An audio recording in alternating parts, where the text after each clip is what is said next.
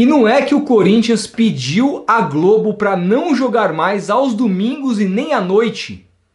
Parece piada, mas não é. Informação que foi dada inicialmente por Jorge Nicola, depois confirmada pelo UOL, dá conta de que esse pedido foi feito mesmo, é oficial, e o Corinthians ainda disse que se a Globo não quiser, ele se dá o luxo de não entrar em campo. É exatamente isso. Só que a gente olha para esses dois cenários, bom, domingo é de fato quando acontecem os principais jogos da rodada do Campeonato Brasileiro aqui no Brasil. Alguns jogos acontecem aos sábados, mas a maioria deles sempre aconteceram aos domingos, e o Corinthians sempre foi um time que jogou muito aos domingos, porque sempre foi um time que a Globo privilegiou muito nas suas transmissões de TV aberta.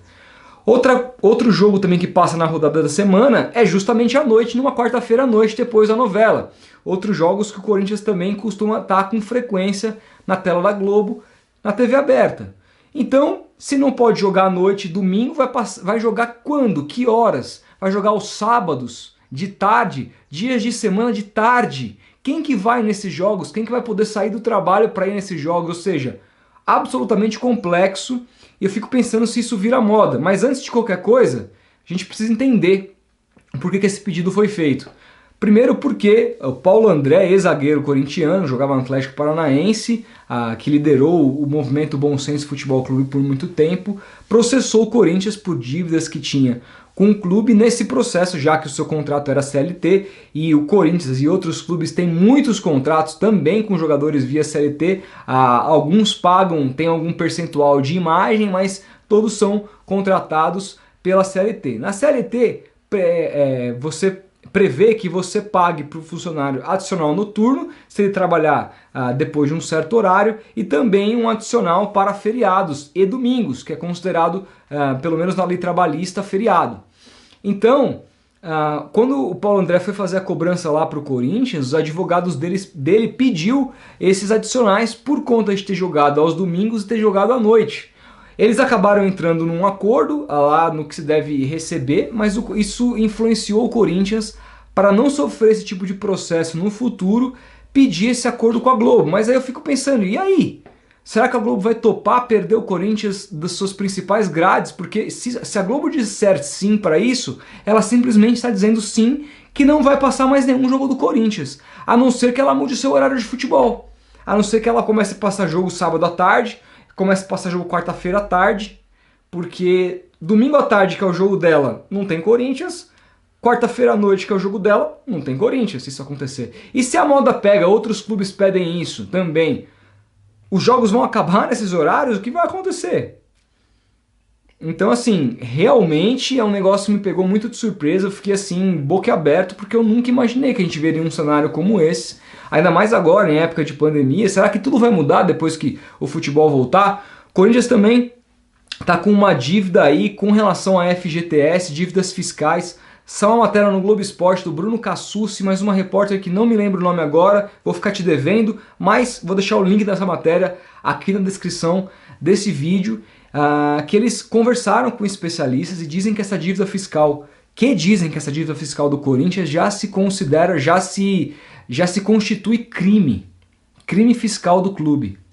Portanto, a dívida do Corinthians é gigantesca. Isso a gente não está nem falando de arena, tá? Estamos falando da dívida corrente do clube. A dívida de arena, que é separada para não virar coisa de bilhões, né?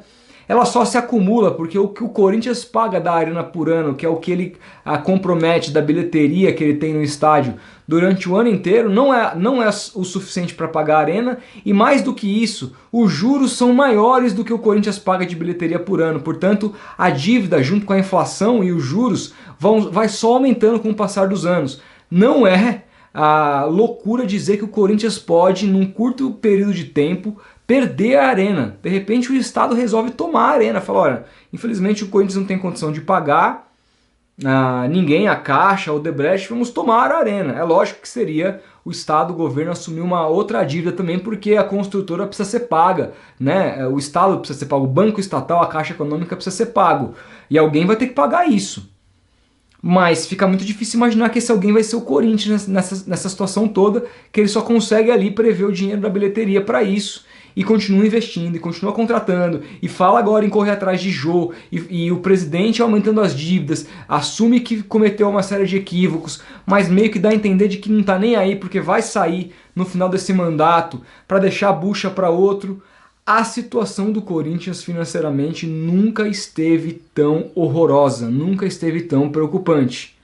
Muitos corintianos que conheço, fizemos uma live aqui recentemente, que participou o Sgrilles, participou o Ranieri, ex-setorista do Corinthians, participou o Mil Grau, o Kevin, participou também o Daniel lá do Yu Timão, uma live só para corintianos que fizemos aqui. Eles estão muito preocupados com o futuro do clube, principalmente financeiramente falando. É uma situação muito difícil realmente que o Corinthians está passando financeiramente e não dá para prever o futuro do clube. A gente está vendo hoje em dia o que aconteceu com o Cruzeiro. Não dá para saber o que vai ser do futuro do Cruzeiro. O Cruzeiro pode diminuir de tamanho e se o Corinthians não tomar cuidado, o rumo pode ser parecido.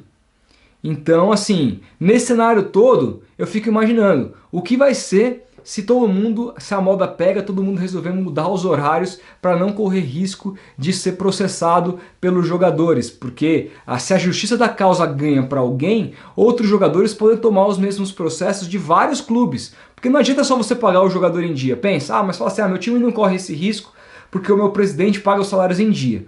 Tá bom, paga os salários em dia, mas paga os salários em dia sem prever essas questões de adicional noturno e também trabalhar no feriado, domingo. Ao que eu saiba, não existe isso em contrato de jogador de futebol. Até porque está estabelecido ali, pré-estabelecido, que futebol se disputa nesses horários. Então, se a moda pega e todos os jogadores começam a cobrar isso e os clubes eventualmente cobrem a televisão, vai mudar os horários do futebol brasileiro no país. Eu quero saber o que você pensa sobre isso, o que você acha que pode acontecer, o que você achou desse pedido do Corinthians para a Rede Globo e por último, o que você pensa com relação às dívidas do Corinthians. É isso, a gente vai se falando, deixa um like se você curtiu, comenta aí, a gente vai se falando, um grande abraço e até o próximo vídeo.